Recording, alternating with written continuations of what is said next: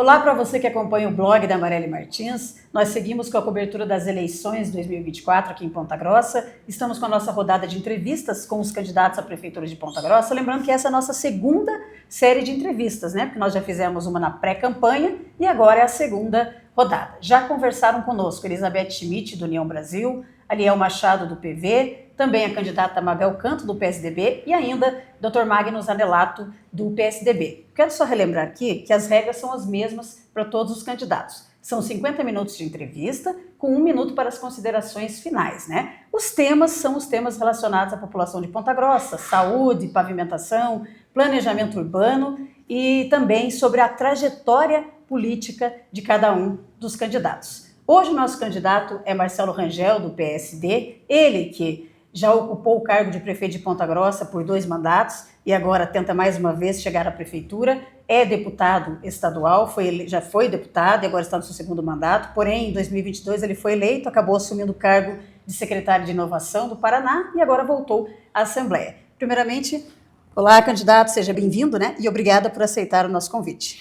Eu que agradeço, é importante demais a gente poder conversar com a população, responder perguntas, falar sobre planos, projetos, enfim, um pouquinho da nossa história, enfim, por que nós estamos aqui hoje concorrendo à Prefeitura de Ponta Grossa. Então, me sinto bem confortável. Só relembrar agora, então, que como eu vou começar as perguntas, passa a valer o cronômetro, então, de 50 minutos a partir de agora. Bom, candidato, como é a primeira entrevista que o senhor concede aqui para o blog da Marielle Martins, até depois do racha com a prefeita Elizabeth, seria importante o senhor explicar essa situação, porque o senhor foi prefeito por 2 mandatos, depois o senhor, juntamente com Sandra Alex, acabaram apoiando a Elizabeth, que era sua vice, e esse ano estiveram juntos até, pelo menos, o mês de fevereiro, março, quando houve o racha. Por que houve esse racha? Olha, Marielle, eu vou falar sobre confiança, que é a palavra mais forte de uma eleição. Quando você escolhe alguém para ser prefeito, ser o seu representante, você demonstra, acima de tudo, a maior confiança naquela pessoa. Eu acho que nós tivemos um problema realmente relacionado à confiança, acima de tudo. Você já conheceu alguém que era uma pessoa boa, que era uma pessoa que compartilhava dos seus momentos com a sua família, que ia na sua casa, que trabalhava com você, que você até defendia, que você esperava que aquela pessoa fosse uma boa pessoa para outras pessoas também, mas de repente aquela pessoa tem uma promoção. Ela é promovida a um cargo, promovida a uma supervisão, a um diretor de departamento. Então quem está nos assistindo provavelmente já teve esse mesmo problema.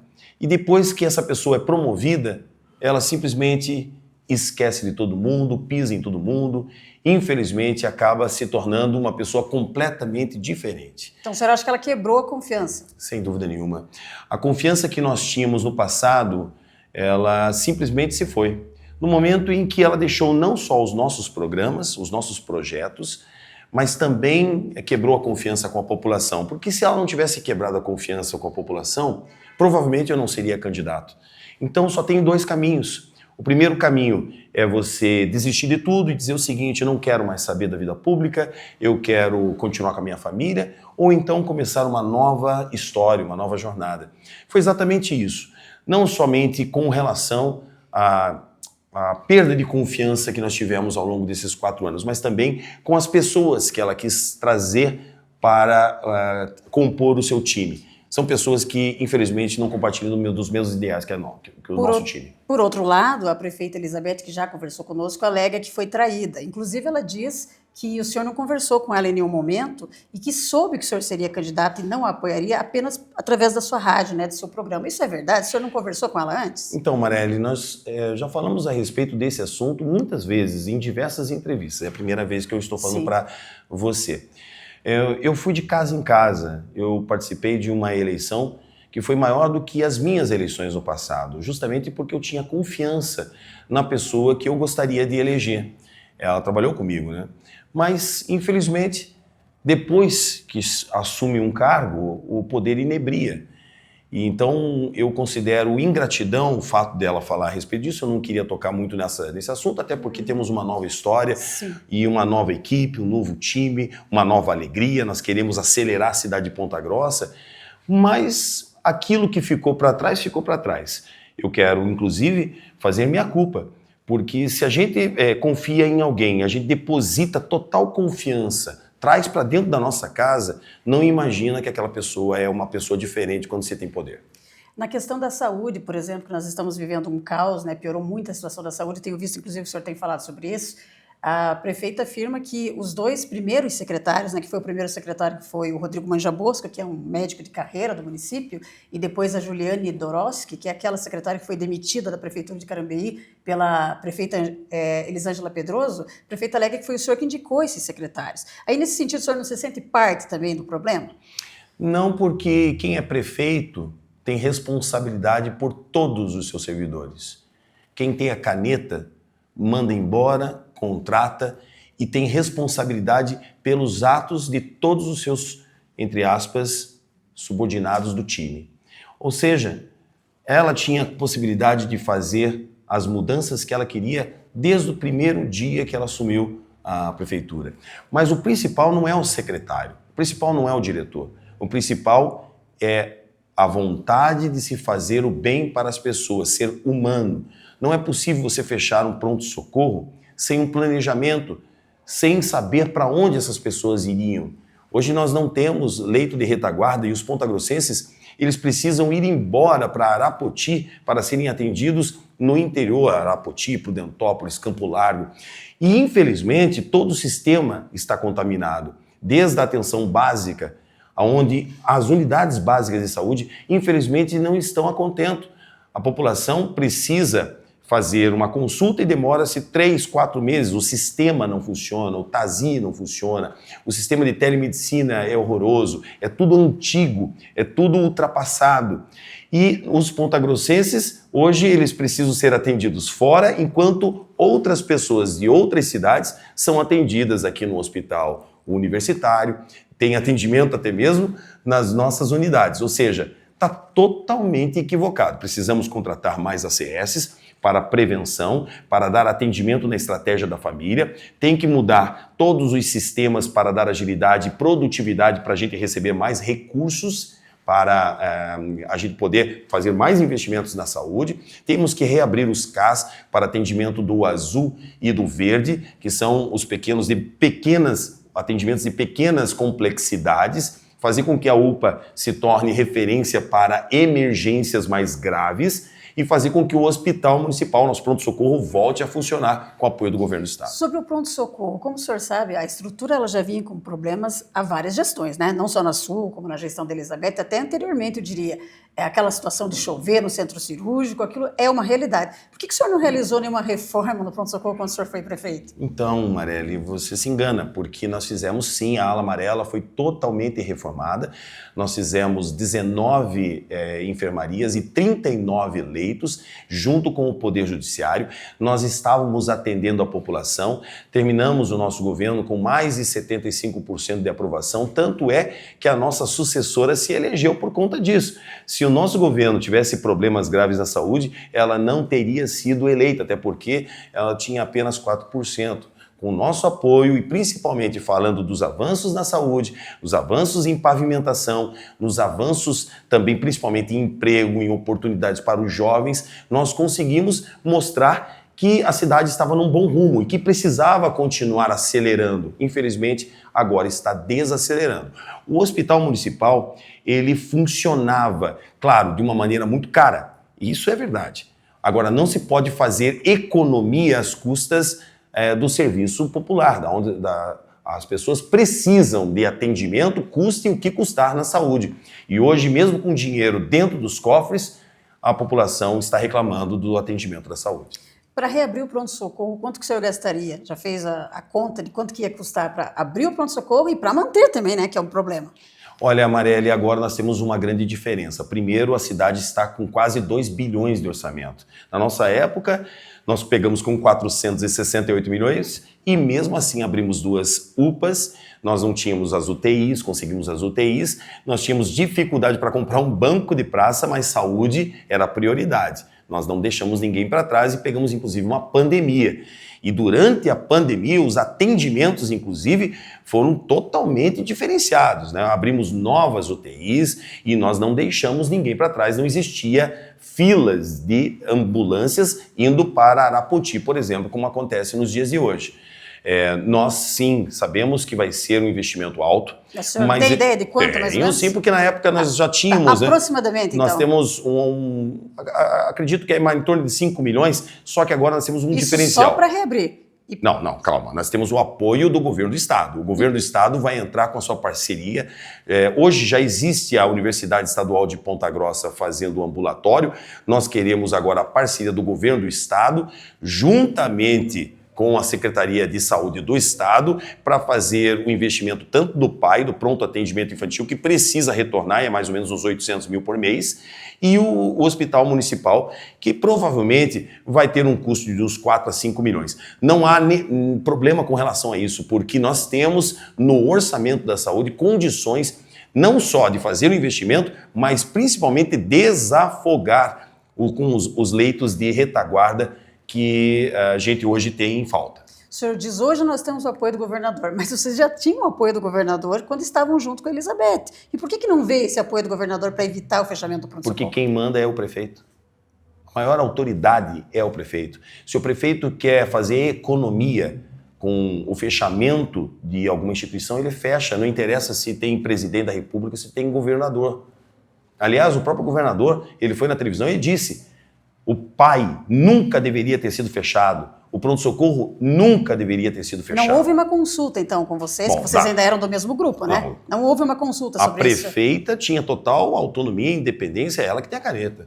Aliás, é importante dizer, o deputado estadual, eu estou vendo, inclusive, nessa eleição, que alguns deputados estão dizendo assim, eu fiz isso, fiz aquilo outro. O deputado não faz nada. O deputado, ele consegue recursos, ele não constrói. Ele consegue recursos para que o prefeito ou a prefeita tome decisões. Se vai fazer asfalto, ok, você entrega a emenda de 1 milhão, 2 milhões, 3 milhões e o prefeito decide aonde vai colocar o asfalto. Se vai fazer uma unidade de saúde, o deputado consegue recursos, o próprio governador consegue recursos para que a gente possa fazer a entrega do recurso. Quem constrói é o chefe do Poder Executivo, que é o prefeito. Então, tem muita fake news, inclusive nas propagandas eleitorais, dizendo eu fiz isso, fiz aquilo. Só quem fez é quem esteve à frente do Poder Executivo como prefeito ou então como governador. O governador também faz. Porque o governador, ele também tem as suas obras estaduais. No caso aqui de Ponta Grossa, as decisões ficam pela prefeita que está no poder. Bom, nessa questão também, porque é uma questão de saúde pública, o senhor está falando em fazer um hospital para os animais, né? Um hospital para atender os animais. Nós temos uma demanda muito grande de animais de rua, é claro que é uma ideia importante, né? O senhor sabe que eu também defendo os animais, porém eu me preocupo com essa situação do orçamento, porque para manter, para construir, então é pronto-socorro, centro de especialidades, que eu vi que está no seu plano do governo de novo, né? Que é uma promessa lá de 2012 que não saiu. Centro de especialidades é governo do estado. Sim, mas lá atrás houve uma promessa junto com a prefeitura. Centro de especialidades... Veio até recurso para a prefeitura e não saiu. Não, o centro de especialidades é do governo do estado. Sim. O centro de especialidades, o AME, ele está quase pronto, vai inaugurar agora em novembro.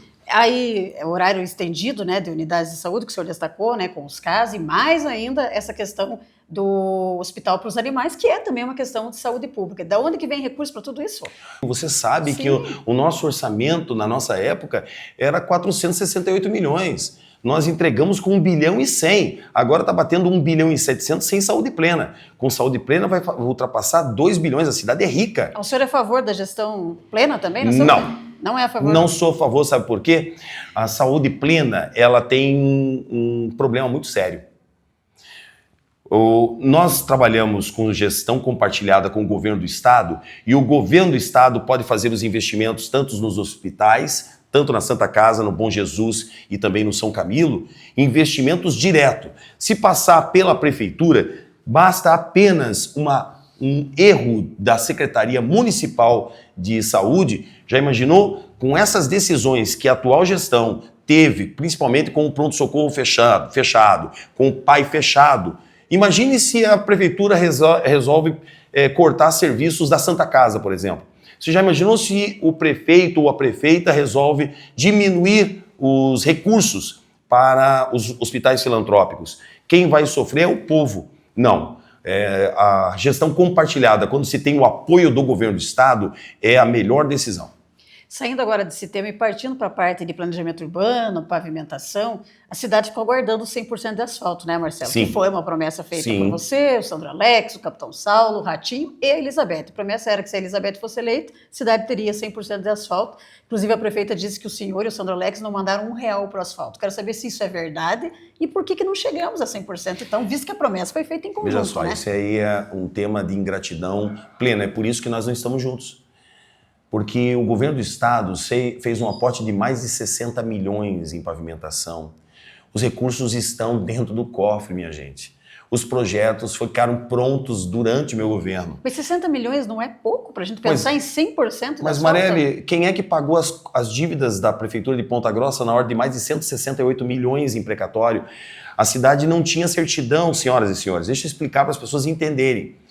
A Prefeitura tem potencial de endividamento, ou seja, para você fazer qualquer obra, a prefeitura pode pegar um empréstimo, assim como a dona de casa pega um empréstimo para fazer qualquer obra. A prefeitura também pode fazer. E ela fez, inclusive, esse empréstimo para a pavimentação e ela tinha condições de fazer mais ainda empréstimos por conta do pagamento dos precatórios lá atrás que foi feito no meu governo. Entregamos com Capag-A.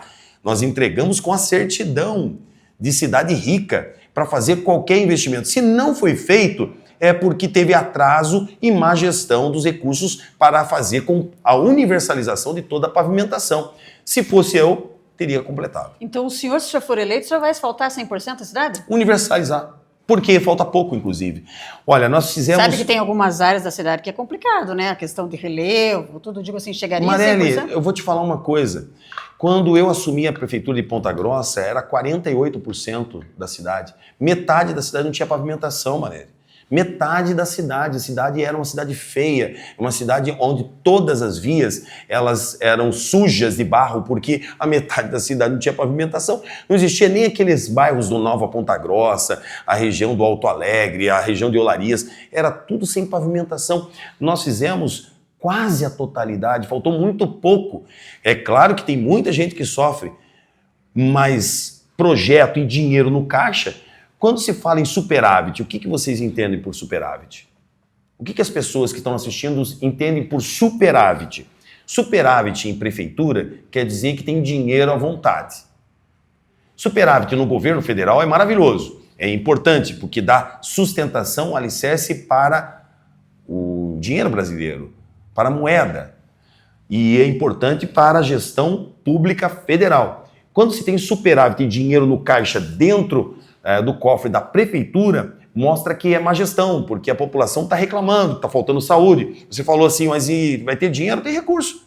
É só ter vontade. Dinheiro para VCG tem. A prefeitura deu 4 milhões por mês. Deu não. Está dando todos os meses 4 milhões para a VCG. Como é que tem dinheiro para a VCG e não tem para a saúde? Esse assunto da VCG, inclusive, eu ia abordar mais para frente, mas já que o senhor começou a falar sobre isso, questão do transporte, né? O senhor, inclusive, falou que é contrário esse formato que a prefeitura está fazendo hoje, porque hoje o que acontece? O usuário ele paga R$4, mas a tarifa técnica ela oscila. Até eu atualizei antes da entrevista que ela está hoje em R$ 5,83, mas ela já teve 7,38, 6 e pouco, 5,83, isso mesmo. Ou seja, o usuário paga R$4 e o restante é a prefeitura que paga, né, com recursos da população. Ou seja, até quem não utiliza o ônibus hoje está pagando pelo transporte público. O senhor falou que o senhor é contra esse modelo. Como é que o senhor faria, então, para manter uma tarifa mais baixa? Porque daí, se o senhor chega já tirando esse modelo, não vai subir a tarifa? Olha, o problema do transporte público é tão grave que não é só a questão do valor da tarifa, não.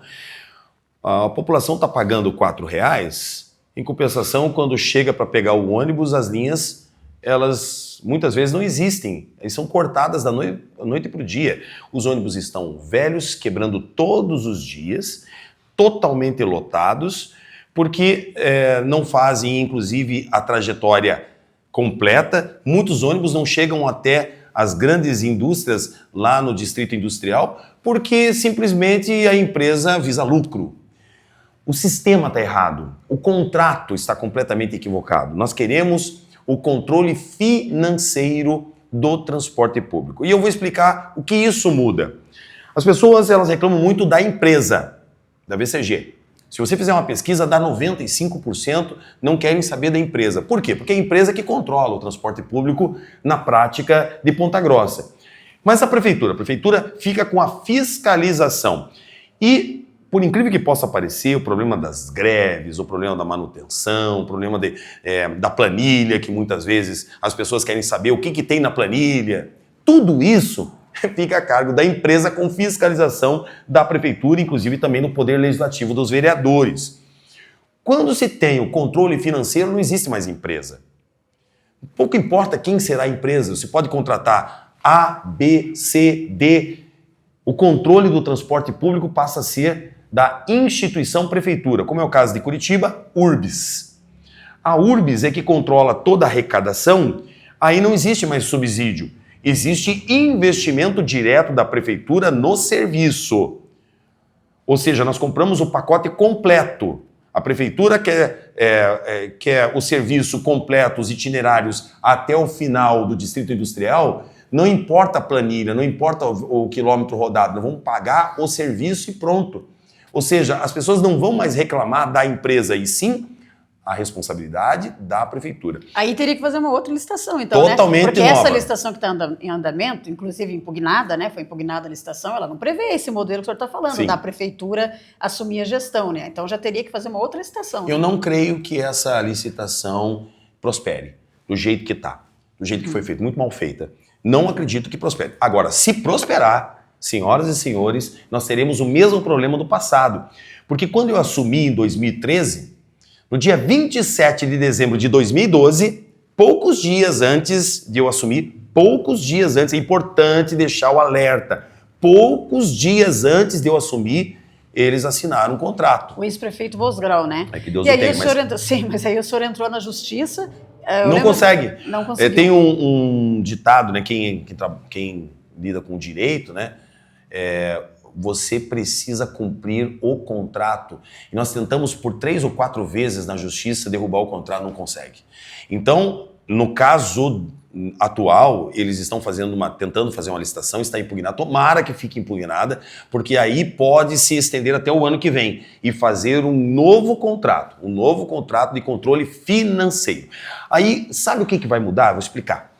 Vocês lembram que nós falamos a respeito até mesmo de passe livre, passe atleta, até a possibilidade de diminuir o valor da passagem com benefícios fiscais para empresas.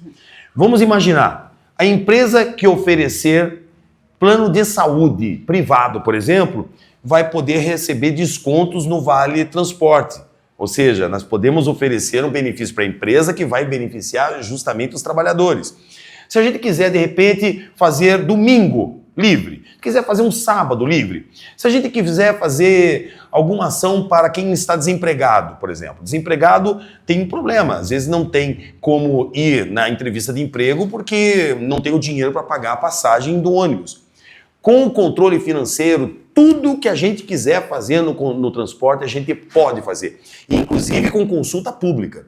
A gente vai consultar a população dizendo o seguinte, olha, o que vocês acham dos trabalhadores terem direito, por exemplo, isso aqui é uma suposição, mas é importante, terem direito a um passe livre durante o horário de trabalho.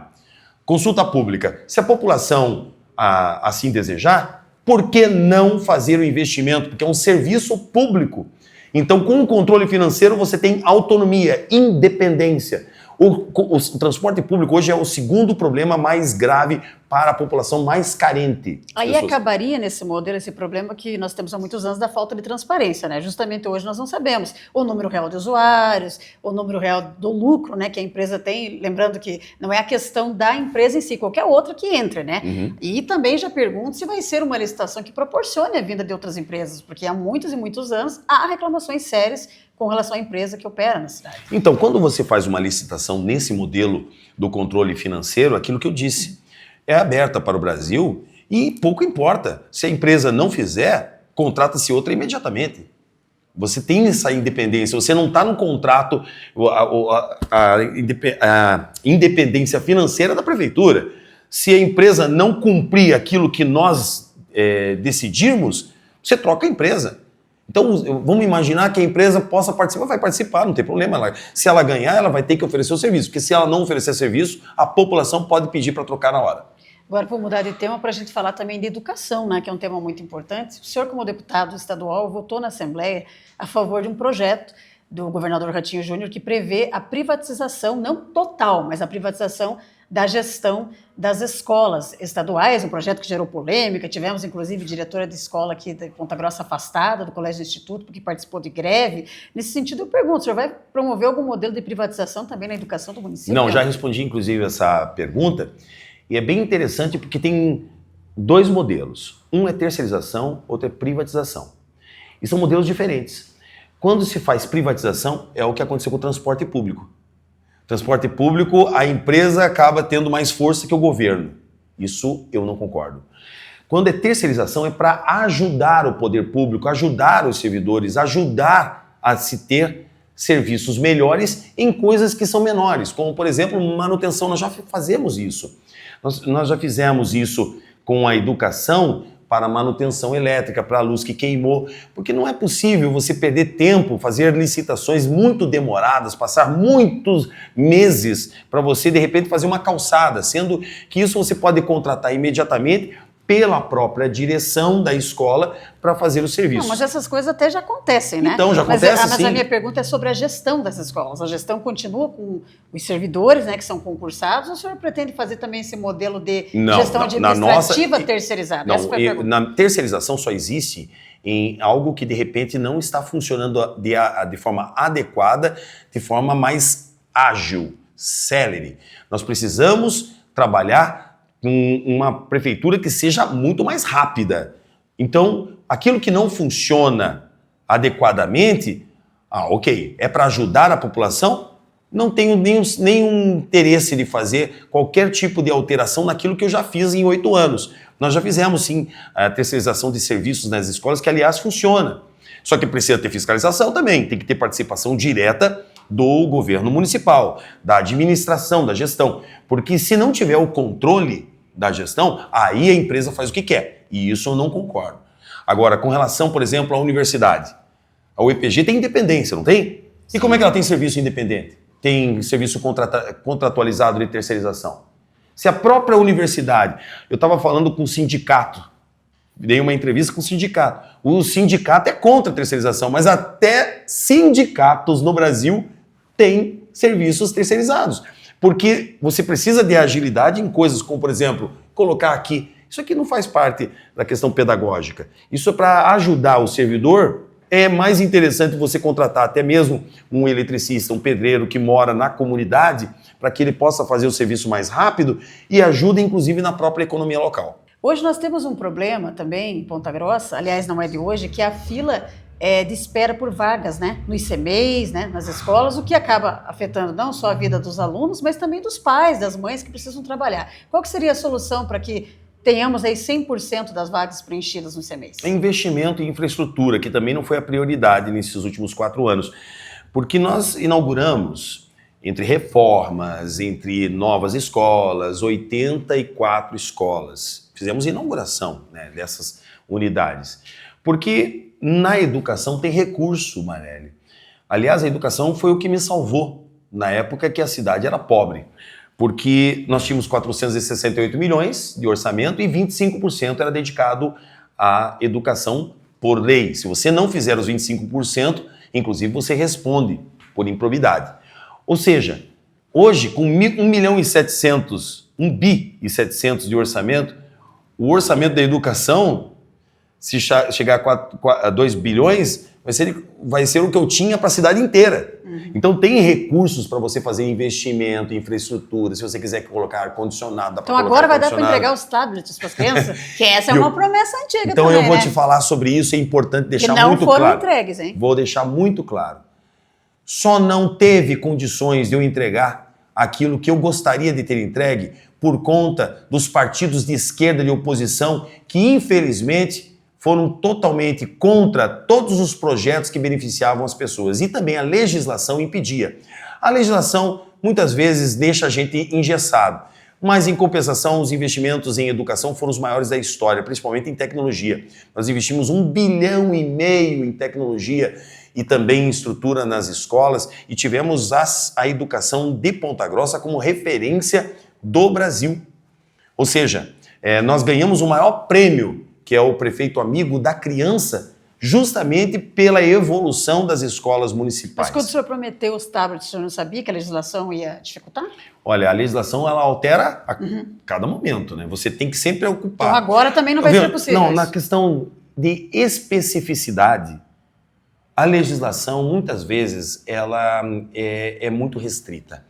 Quando você faz assim, por exemplo, um programa geral para todos os alunos como uniforme, é algo diferente. Quando se fala em tecnologia apenas para 5º ano e desde que aquele instrumento seja da prefeitura e que de repente não se torne em algo privado, particular, a legislação impede. Foi isso que aconteceu. Mas isso também é passado, foi há muito tempo. Mas é que todo mundo está esperando os tablets. E nos 4 anos, Marelli, na educação em tempo integral, nós simplesmente fizemos com que todos os alunos tivessem qualificação, principalmente com robotização, com tecnologias de novas profissões, qualificação. Hoje, infelizmente, as crianças ficam ociosas. E se for para ficar ociosa na escola, é melhor ficar ociosa na casa, com os pais, com a mãe.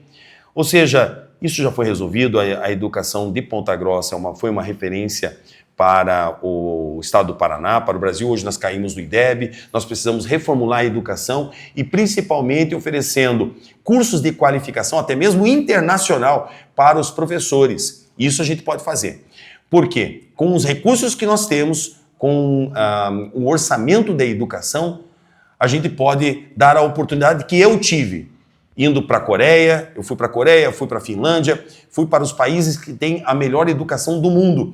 E de lá nós trouxemos as melhores ideias para implantação em Ponta Grossa. Agora nós queremos levar os nossos mestres, principalmente pelo projeto IDEA, que valoriza as escolas que têm os melhores desempenhos. Então, na educação, a coisa que eu mais adoro na gestão, certamente nós vamos ter um avanço muito grande nos próximos anos. Combate à corrupção.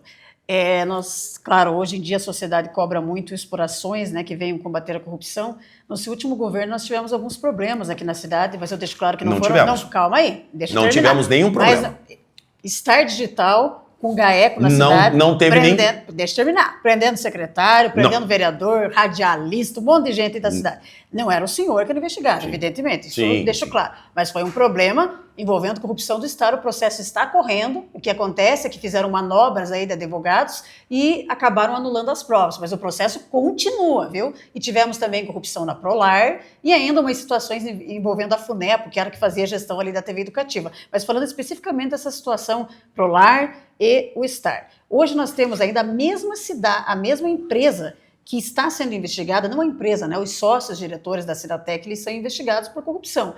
E a empresa continua, o que causa um mal-estar, entendeu? Na cidade por causa disso. O senhor pretende manter essa mesma empresa? O que o senhor pode fazer nesse sentido? Porque é uma coisa que ainda não tem uma resposta para a população. Então, explicando de uma maneira muito clara, direta, não tenho nenhum processo, tentaram me tirar, inclusive, dessa campanha de maneira estranha, sem nenhum processo de improbidade, sem nenhuma condenação, sem contas reprovadas, ou seja, de uma maneira muito esquisita, por conta de uma dívida que uma instituição maravilhosa que nós temos em Ponta Grossa, que é a Guarda Mirim, teve em 2014. Ou seja, com relação a isso, tenho orgulho de poder falar que eu honro meu pai e minha mãe, e quem honra pai e mãe não se desvia. Os assuntos que a Marelli está falando são de questões pontuais. Nós temos mais de 10 mil funcionários, servidores. Infelizmente, algumas pessoas acabam saindo do prumo. Essas pessoas, elas precisam sim ser investigadas, serem punidas. Agora, quando não se tem condenação, também precisa se falar. Porque nesses casos aí, aconteceram lá no final do ano de 2020 e não teve nenhuma condenação, não teve indiciamento. Indiciamento teve. Mas se teve indiciamento, por que a empresa continua? Foi a pergunta que eu fiz. Mas não é minha, calma é aí. questão eu da justiça. Eu perguntei se você vai continuar, porque você não é o prefeito agora para falar sobre a situação. Foram indiciados, sim, foram indiciados os sócios da Cidatec, foi indiciado um radialista aí da cidade que anda com tornozeleira fazendo programa, vai ser uma outra história, proprietário de uma empresa aí de comunicação, foi indiciado... Que eu também não sei quem ex-vereador, quem que é esse radialista? Enfim, não faço nem ideia quem foi indiciado ex-vereador, alguns não foram indiciados. Por exemplo, o que era o presidente da autarquia na época não foi indiciado, isso de fato. Ótimo. Isso você precisa dizer. Ótimo, tem que explicar. Mas nós tivemos pessoas indiciadas sim, então não dá para dizer que ninguém foi indiciado. O que a gente não tem hoje é condenação, porque tiveram manobras das defesas, Marielle, que é normal. eu preciso falar, porque as pessoas elas não entendem de uma maneira muito clara. E aí passa uma imagem de que teve problemas graves comigo, não teve nada comigo. Mas eu não disse que foi com você, eu disse que foi na gestão. Então mas é bom explicar. Veja só, inclusive teve coisas que precisam ser explicadas, porque depois que você atira, você rasga o travesseiro com penas, para você juntar as penas, nós tivemos um pai de família que teve o seu nome envolvido, inclusive está lá no Google, ele não foi indiciado, ele inclusive, no final de tudo que foi falado, as autoridades, a justiça deram ganho de causa para ele, e agora, como é que ele ficou? Então eu digo para vocês, a justiça é um outro poder. Se a justiça determinou que a empresa pode continuar com o sistema, o que o Poder Executivo pode fazer? Não é nem eu e nem a atual gestão. Então, isso é uma questão, se a justiça determinar que a empresa tem que parar, sem dúvida nenhuma, não é uma decisão de uma pessoa ou de outra. Coincidentemente ou não, depois esses órgãos foram fechados, né? Justamente os que são investigados. FUNEPO... Que, aliás, vamos abrir, hein, Prolar. A Prolar, nós vamos reabrir, porque não pode se fechar a esperança da população em pavimentação, gente. O que foi feito é desumano. A habitação, nós temos milhares de pessoas na fila, tínhamos, esperando uma moradia, e que hoje não se tem mais esperança. Onde já se viu? A Prolar precisa retornar imediatamente. Aliás, a Prolar fazia um trabalho também com relação à segurança pública, Marielle. E importante, porque a Prolar ela fazia os eventos familiares de comunidades, onde trazia mães, pais, crianças, piscina de bolinhas, aquelas coisas mais simples, mas que faziam com que a comunidade vivesse em paz. Foi cortado todos esses programas e o que aconteceu? As comunidades ficaram violentas. Infelizmente, hoje Ponta Grossa é a cidade mais violenta das grandes cidades do Paraná e a segunda do Paraná. Isso não é possível. Nós temos que resgatar a paz e se faz através de programas sociais, não é somente com investimento na Polícia Militar e na Guarda Municipal. Tem muita gente que pensa assim, nós vamos resolver a segurança pública de Ponta Grossa. Não, vamos contratar 100, 200 guardas, 300 guardas. Não é só isso, não. Porque a gente precisa combater criminalidade com oportunidades para os jovens na comunidade, com empreendedorismo, com qualificação esporte, com cultura, com professores dando aula de música, professores dando aula de educação física, contratação através de credenciamento, para que a gente possa ter jovens optando por uma vida melhor. Hoje eles estão sendo, infelizmente, contratados pelo mundo do crime por R$600, sendo que tem vaga para ganhar R$6.000 de primeiro emprego em tecnologia e inovação. É isso que nós queremos nos bairros de Ponta Grossa. Nessa questão da habitação que o senhor tocou, é importante, né? Porque a cidade simplesmente está parada quando a gente fala em questão de moradia popular. Porém, muitos desses projetos com moradia popular são feitos em parceria também com o governo federal. O programa do Minha Casa Minha Vida, são vários os projetos. O senhor tem um posicionamento bem claro em relação ao governo atual, faz bastante críticas ao governo atual. Como é que seria essa relação até para trazer recursos para a cidade? Do mesmo jeito que eu tive a relação quando fui prefeito pela primeira e pela segunda vez. O senhor recebeu a Dilma em Ponta Grossa, né? Eu lembro disso. Recebemos a Dilma com todo o respeito institucional e eu já fazia críticas, porque eu não sou ligado à esquerda. Mas respeito é uma diferença muito grande. Eu vou dizer uma coisa para vocês.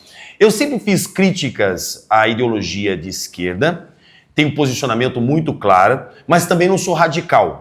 Nunca fui radical de direita. Não, eu não sou nem radical, nem para um lado, nem para o outro. Nem poderia, né? Pois começou no PPS, Partido Popular Socialista. Porque eu sou da democratização de oportunidades. Eu não acabei de falar que a gente precisa levar a oportunidade de esporte, de cultura para as comunidades. e eu sou a favor da escola em tempo integral. Então, eu sou a favor da democratização de oportunidades para todo mundo. Então, eu não sou radical. E eu quero dizer o seguinte, provavelmente, porque nessa eleição nós temos candidatos de esquerda. Ou seja... Tem um candidato que está com o apoio do governo Lula. Não, eu não estou falando de quem são os candidatos. É, que não são dois candidatos. Eu estou falando que nós temos candidatos só. de esquerda e temos muitos candidatos de esquerda. Nós temos quantos candidatos a vereador? Ah, sim, mas eu estou falando dos candidatos a prefeito. Definidamente, nós temos o Leão Machado, que tem o apoio do Lula. Bom, nós temos candidatos com ideologia de esquerda, tem os candidatos que votam contra o governador Ratinho Júnior, tem candidatos que se alinham à bancada de esquerda. Ou seja, nós temos sim ideologias muito claras em Ponta Grossa. Só que o prefeito, ele é prefeito de todos. No momento em que ele se elege, ele precisa pacificar a cidade, assim como um presidente precisa pacificar. Um presidente, um governador. O governador Ratinho Júnior, ele fez isso. O governador Ratinho Júnior também ele é de direita ou de centro-direita, mas ele tem bom relacionamento em todas as áreas, tanto é que tem 80% de aprovação. Se ele não tivesse um respeito de todas as áreas ideológicas, ele não teria 80% de aprovação. Concorda comigo? Então, sem dúvida nenhuma, nesse momento, as pessoas sabem que eu tenho uma ideologia mais ligada à família, à liberdade, enfim, às coisas que eu defendo. Porém, nós vamos iniciar um novo governo. Assim como eu fiz os 2 governos passados, tendo bom relacionamento com quem é de esquerda, com quem é de centro, com quem é de direita. Porque a gente precisa construir uma cidade que atenda a todo mundo. O senhor tem o apoio do PL, tem dito que tem o apoio do ex-presidente Bolsonaro, mas ainda não vi nenhuma declaração do Bolsonaro apoiando sua candidatura. Tem alguma coisa prevista, alguma gravação, uma vinda dele para a cidade? Não sei se está dentro da agenda. Isso é uma estratégia. Não, estou perguntando, porque eu não vi ainda o Bolsonaro falar que está te apoiando, por isso que eu pergunto, né? Talvez ele fale no momento mais apropriado, né? Nós temos uma eleição com 4 candidatos com mandato, né? É uma eleição que está tendo repercussão no Brasil. E só o fato de se ter repercussão no Brasil, eu acho que já foi vitoriosa para mim. Porque em janeiro eu não imaginava ser candidato a prefeito. Em janeiro. Nós tomamos a decisão justamente porque a gente precisava se posicionar. A população cobrava muito, a população me pedia muito, não só meu posicionamento, mas também o meu auxílio, com a minha experiência, com tudo que eu já passei na vida, com tudo que nós já contribuímos. Eu não fui o prefeito 100% perfeito, porque isso não existe, até mesmo Jesus não conseguiu a 100%. Mas muitas coisas foram conquistadas. E se hoje Ponta Grossa tem emprego, tem vagas sobrando, tem 200 vagas hoje na Job para jovens de primeiro emprego, infelizmente sem qualificação. Infelizmente nós não temos jovens com qualificação. Nós precisamos resolver isso, porque vagas nós temos. A cidade é outra, não é aquela cidade que nós recebemos em 2013 sem nenhum tipo de condição e futuro. Nós temos uma cidade melhor. Agora, não se pode jogar isso tudo no lixo.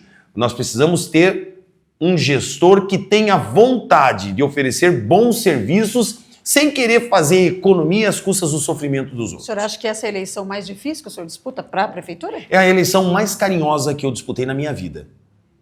Eu já disputei 6 eleições. 6 eleições vitoriosas. De todas elas, esta é a que eu estou mais apaixonado. De todas. Onde eu choro de emoção, eu relembro as nossas ações, as pessoas sentem saudade de como era, a felicidade que era com os servidores públicos. Os servidores públicos é impressionante. Os servidores públicos, porque a gente trabalha com as pessoas. Eu sou uma pessoa muito, assim, dada a trabalhar com grupo. Eu não faço nada sozinho, eu não sou ninguém. Eu sou uma pessoa comum, sou uma pessoa que tem os seus problemas, tem suas dificuldades. A única diferença é que eu gosto daquilo que eu faço. E de todos os candidatos, me perdoem os meus concorrentes, me perdoem, mas de todos os candidatos, o que mais tem vontade de ser prefeito sou eu. E isso mexe, porque ser prefeito não é fácil. Ser prefeito é passar o dia todo respondendo perguntas difíceis, é responder a população, o que está tendo de dificuldades, se tem um problema de uma pessoa esperando na UPA, se tem problema de falta de medicamento, se tem problema de pavimentação, se de repente alguém foi assassinado e você precisa saber por quê, o que está acontecendo com a cidade, se teve alguma catástrofe, se teve pandemia. É 22 horas trabalhando, gente, por dia. Isso é exagero? Não, porque você sonha com uma prefeitura. Agora acontece o seguinte, gente. Se você não tem vontade de ser prefeito, não seja candidato. E foi o que aconteceu nesta eleição. Muita gente deu declarações dizendo que não queria ser prefeito. Então, com todo respeito, com todo carinho a todas as pessoas, quem falou que não queria ser prefeito não podia ser candidato. Porque lá na frente vai ser muito pior. Eleição é apenas uma parte do problema. Eleição, as pessoas ficam xingando, ficam criticando, ficam comparando um com o outro. Ah, esse aqui é mais inteligente, esse aqui é não sei o quê, esse aqui é mais carinhoso. Não, isso é uma competição apenas. O difícil é no dia 2. 2 de janeiro é que a situação pega. No dia 2 de janeiro, quando você sentar naquela cadeira e falar assim, agora tem que resolver a saúde. Quem é que nós vamos botar lá para resolver a saúde? Quanto que nós temos de dinheiro? O que está acontecendo na UPA? O que está acontecendo no pronto-socorro? O que está acontecendo com os médicos? Qual é o problema mais grave de atendimento? Isso é duro. É você passar o dia inteiro pensando naquilo que pode resolver para as pessoas. É só por causa do tempo mesmo, candidato. O senhor falou sobre os servidores públicos, eu lembrei até de uma situação de quando o senhor foi prefeito, que aliás foi elogiado, porque quis fazer um pente fino nas famosas FGs dos servidores, funções gratificadas, né? Porque hoje as pessoas falam muito dos cargos em comissão, mas não é só o cargo que está certo, que está em excesso aí os cargos em comissão, mas não é só o cargo em comissão que acaba pesando ali quando a gente fala de despesa com o pessoal. Tem muitas FGs que acabaram virando também um apadrinhamento político, né? Eu lembro que teve briga com o sindicato, que o senhor falou que ia abrir, queria divulgar o salário dos sindicalistas, porque eles cobram dos outros, mas não divulgam, né? Aliás, perdeu na justiça, né? E aí a justiça acabou dando ganho de causa para o sindicato e até hoje ninguém sabe quanto que ganham os diretores do sindicato. O senhor vai brigar de novo com o sindicato por esse motivo? Não, como é que vai ser? O sindicato está numa nova fase, gente. Eu até conversei com o seu Luiz, que é o presidente do sindicato. Gostei muito da reunião que nós tivemos, porque agora eles estão trabalhando com muita transparência. O que eu tinha de problema no passado é que a gente fazia uma reunião aqui, terminava a reunião era boa, maravilhosa, chegamos num acordo. Daí, quando saía ali para fora, estava ali a Rede Globo e perguntava, como é que foi a reunião? Não, foi horrível, nós não chegamos a um acordo. Mas peraí, acabamos de falar que estava tudo certinho. Então não tinha transparência. Hoje não, hoje o sindicato, inclusive, tem até uma rádio lá, um podcast, que pode transmitir tudo o que a gente está fazendo, então, conversando. Esse pente fino nas FGs você não vai fazer, então? Eu não sei nem como é que está a situação hoje. Não, né? mas é só acessar o portal. A única coisa continua a mesma coisa, não mudou. Não, talvez muito pior, né? Talvez tenha mais, né? Talvez tenha mais. Porque o que acontece, Marielle, hoje está loteado a prefeitura. O que aconteceu? Eles trouxeram o Dirley Cordeiro, que era do Aliel. Dirley Cordeiro hoje é o chefe da prefeitura. E como ele, como chefe da prefeitura, eu não consigo entender muito bem o relacionamento entre o Aliel e a Elizabeth. Não sei. Não sei o que é. O senhor acha que eles estão trabalhando juntos? Não faço nem ideia de como é que eles estão, mas que tem ali Dirley, tem todos os comissionados que faziam parte de um e do outro. Eu não sei bem o certo que tipo de transição que tem ali. Mas o fato é que foi chamado para a campanha, ou seja, não tem gestão. Eu não sou contra cargo comissionado e não sou contra cargos como FG. Vale lembrar que boa parte dos cargos comissionados da Elizabeth eram indicados pelo senhor. Mas pelo menos uns 40, 50 foram exonerados recentemente. Se ela exonerou depois do racha, provavelmente são pessoas que falaram assim, não concordo com o jeito que está. Não, o que ela disse é que ela estava exonerando porque eram seus cargos. Ela diz uma coisa, a verdade é outra. Mas eu digo uma coisa para vocês, de verdade. Cargos comissionados e FGs são importantes também, desde que sejam qualificados, desde que sejam pessoas abnegadas, desde que sejam pessoas que tenham responsabilidade. Não é somente para você contratar para segurar bandeira ou para grudar bandeirinha na rua ou para distribuir panfleto apócrifo falando de mim, que é o que está acontecendo. São obrigados, inclusive o Ministério Público está investigando, viu? O Ministério Público está investigando porque isso aqui o uso do poder público para obrigar alguém que está trabalhando a fazer algo que não quer, para distribuição de panfletos e tudo mais. Rapidinho aqui, porque nós estamos bem pouco tempo. Mercado municipal o senhor vai entregar dessa vez? Porque começou lá na sua gestão, né? 2017, bom, anunciou, teve problema com aquela empresa, né? A Tecla Engenharia, depois a obra acabou não saindo, não saiu também nesse mandato, é bom que se diga, nem a Elizabeth fez e nem o senhor. Vai fazer dessa vez? Olha, Marielle, é importante as pessoas entenderem, porque também passa uma imagem de que teve algum problema grave, uma situação que, de repente, fica no ar como se fosse algo que precisava ser investigado pela polícia. Não.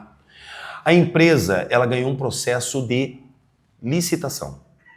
Quando se abre uma licitação, vem empresas do Brasil todo e precisam ter, inclusive, estrutura para realizar o serviço. Mesmo assim, no nosso país, infelizmente, isso precisa mudar. Os processos licitatórios, eles são muito burocráticos. E alguma empresa que, de repente, vença o certame, acaba quebrando e não tem mais o que fazer. Se você fizer um novo processo de licitação, a empresa, mesmo quebrada, pode entrar na justiça para dizer que não se pode fazer uma nova licitação. O novo mercado municipal vai passar por PPP. Na nossa época existia PPP? Existia. Só que a parceria público-privada, na época, não saía do papel. Na nossa época, nenhuma prefeitura conseguia fazer parceria público-privada porque demorava-se 2, 3, 4 anos para fazer. E hoje a PPP ela é muito mais ágil, mudou, melhorou o sistema. Então não se faz mais licitação. Você faz um chamamento de quem quer fazer investimento. Eu não tenho dúvida de que o Brasil inteiro gostaria de ter um investimento de um mercado municipal numa cidade com 400 mil habitantes. Então, não tenho dúvida de que esse tipo de investimento será mais fácil agora com a nova legislação. Bom, nós teríamos muitas perguntas ainda, né? Mas infelizmente o tempo está acabando aqui. Antes de passar para as considerações finais, eu gostaria também de perguntar se a partir de agora o senhor vai dar mais entrevistas para o blog da Marielle, está de boa, independente de ser prefeito, for deputado, vai continuar conversando aqui conosco, né? Viu, Marielle, eu adoro dar entrevista. Eu adoro conversar com as pessoas, e principalmente ao vivo, como é o caso agora. Eu gosto disso. Porque eu só tenho uma personalidade, eu não tenho duas caras. A vida inteira eu trabalho no rádio de manhã, meu pai é conhecido, meu pai é 93% da população de Ponta Grossa conhece o Nilson de Oliveira. 96% conhece minha esposa, Simone. As pessoas conhecem até a minha filha, o meu filho. Eu tenho uma família pública. Eu não tenho que esconder absolutamente nada. Em época de campanha, Marielle, às vezes uma pergunta mal colocada pode passar uma imagem de que não seja algo verdadeiro. Então, eu gosto muito de dar a entrevista. Você pode contar comigo para falar sobre qualquer assunto, não tenho problema. Mas os momentos, eles são estratégicos. É importante as pessoas entenderem isso. Hoje eu estou muito feliz de ter dado essa entrevista, foi muito esclarecedora para todo mundo. Em outros momentos o senhor optou por não falar, né? Às vezes eu sempre dou coletiva para todo mundo, né? Sim, né? Mas a gente está falando de entrevista exclusiva. É porque assim, quando a gente fala sobre determinado assunto pontual, muitas vezes você precisa se preservar. E se preservar não na transparência, mas principalmente de questões políticas e ideológicas. Foi por isso que o senhor não foi no debate da UEPG? A questão do debate da IPG, fizeram uma espécie de armadilha. Né? Ah, tinha armadilha? Tinha uma espécie de armadilha. Eu converso com os estudantes, na verdade só tinha um lugar para entrar.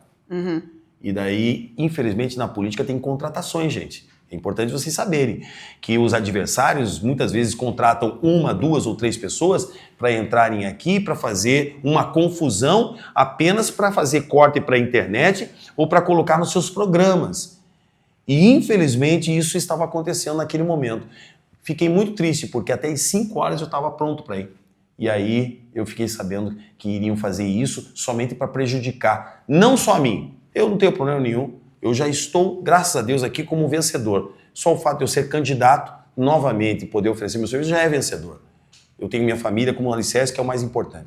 Mas eu quero dizer o seguinte, eu quero sempre participar, mas, por favor, segurança é uma coisa essencial. Olha o que aconteceu em São Paulo.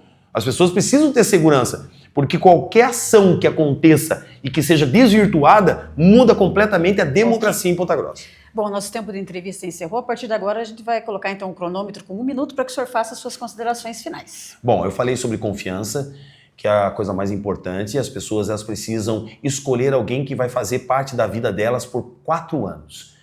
Por incrível que possa parecer, o prefeito faz parte da sua vida, da vida estudantil, da vida profissional, da vida familiar, porque é um prefeito que toma uma decisão, por exemplo, como o caso da pandemia, se você deve ou não ficar em casa. Ou seja, é uma decisão muito importante, que muitas vezes as pessoas não querem dar muita bola. Tem muito voto em branco, muito voto em nulo, só que é uma decisão que mexe com a vida de todos. Esta confiança, ela precisa ser absoluta. Nós precisamos estar juntos, porque eu já participei da vida pública, já fui prefeito e agora eu estou mais experiente. Eu já passei por uma nova universidade e eu quero muito poder exercer o que eu aprendi em benefício da população, principalmente das famílias pontagrossenses. Muito obrigado a todos, que Deus abençoe, adorei. Agradeço, então, ao candidato Marcelo Rangel pela participação conosco aqui no blog da Marielle Martins. Lembrando que todas as entrevistas ficam disponíveis não só no blog mariellemartins.com.br, como também no canal do YouTube do blog da Marielle, todas as páginas da rede social. E é claro que a qualquer momento nós trazemos mais informações também a respeito das eleições de 2024. Obrigada a todos que nos acompanharam. Acesse mariellemartins.com.br.